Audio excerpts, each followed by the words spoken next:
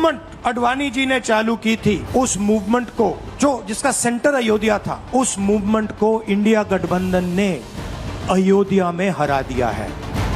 ठीक सुना आपने, ये नेता विपक्ष राहुल गांधी की जुबान है जो लगातार तीसरी बार चुनाव हारकर भी अति आत्मविश्वास में हैं। 99 सीटें जीतकर ऐसे इतरा रहे हैं कि मानो कांग्रेस ने बीजेपी को सत्ता से बेदखल कर दिया हो। अति आत्मविश्वास में राहुल इस कदर बड़बोले बन गए हैं कि सनातन और हिंदू आस्था के अपमान से भी मानो उन्हें गुरेज नहीं।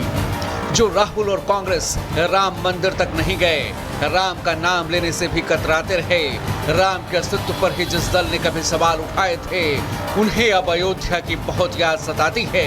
इसलिए तो राहुल गांधी ने गुजरात में बीजेपी पर हमला बोलने के चक्कर में राम जन्मभूमि आंदोलन पर ही सवाल उठा दिए।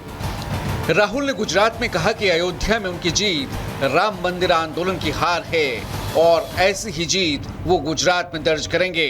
जरा एक बार फिर सुनिए राहुल का ये सियासी बयान। लिख के ले लो, कांग्रेस पार्टी की जो आत्मा है वो गुजरात के चुनाव में लड़ेगी और नरेंद्र मोदी और बीजेपी को गुजरात में जैसे हमने अयोध्या में हराया है, वैसे ही हम गुजरात में इनको हराने जा रहे हैं। जाहिर है राहुल का ये बयान बीजेपी को बेहद नागवार गुजरा है और बीजेपी ने इसे हिंदू आस्था और सनातन के अपमान से जोड़ दिया है।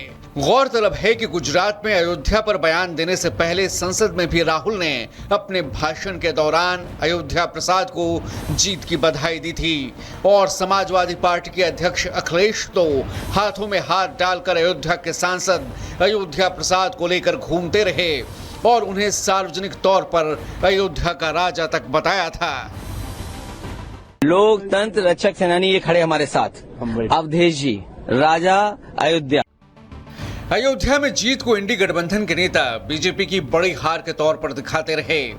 संसद में अयोध्या प्रसाद अगली कतार में नेता विपक्ष राहुल और अखिलेश के बीच बैठे नजर आए और संविधान और राम के नाम पर बीजेपी को घेरने की इंडी की रणनीति दिखी।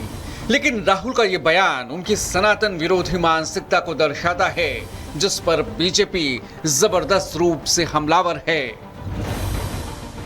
राहुल गांधी को जब से 99 सीटें क्या मिली है, तो लीडर ऑफ ऑपोजिशन एलओपी की तरह कम और लीडर ऑफ पोलराइजेशन की तरह ज़्यादा बोल रहे हैं। और जिस प्रकार से पहले उन्होंने बयान दिया कि हिंदू हिंसक होता है, फिर उनके नेता ने बयान दिया कि गीता से गोडसे ने हत्या और हिंसा सीखी, और अब वो कहते हैं कि राम जन्मभूमि और राम मंदिर का जो आंदोलन है, जो कि जन आंदोलन बन गया था, वो इंडी अलायंस ने अयोध्या में ख़त्म कर दिया, समाप्त कर दिया। ये तो हजारों करोड़ों लोगों की जन भावनाओं को ठेस पहुंचाने वाला बयान है। मैं मानता हूं कि देखिए ये अहंकार है और श्रीमान नेता प्रतिपक्ष राहुल गांधी जी का अहंकार चिल्ला चिल्ला के बोल रहा है।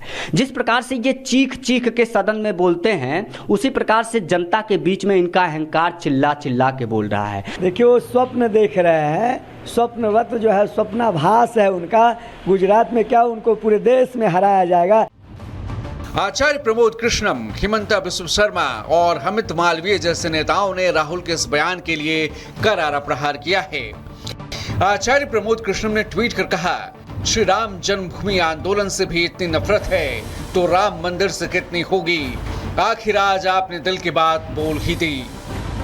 असम सीएम हिमंता बिस्व शर्मा ने लिखा, 99 सीटों का इतना घमंड कि आपको लगता है कि आप सनातन धर्म को हरा देंगे। बाबर और औरंगजेब जो आपसे भी ताकतवर और घमंडी थे, वो भी सनातन धर्म को नहीं हरा पाए। अमित मालवीय ने लिखा कि बालक बुद्धि राहुल गांधी दावा कर रहे हैं कि इंडी गठबंधन ने राम जन्मभूमि आंदोलन को, जिसका केंद्र अयोध्या था, हरा दिया है। आखिर राहुल गांधी को हिंदुओं से इतनी नफरत क्यों है? प्रभु श्री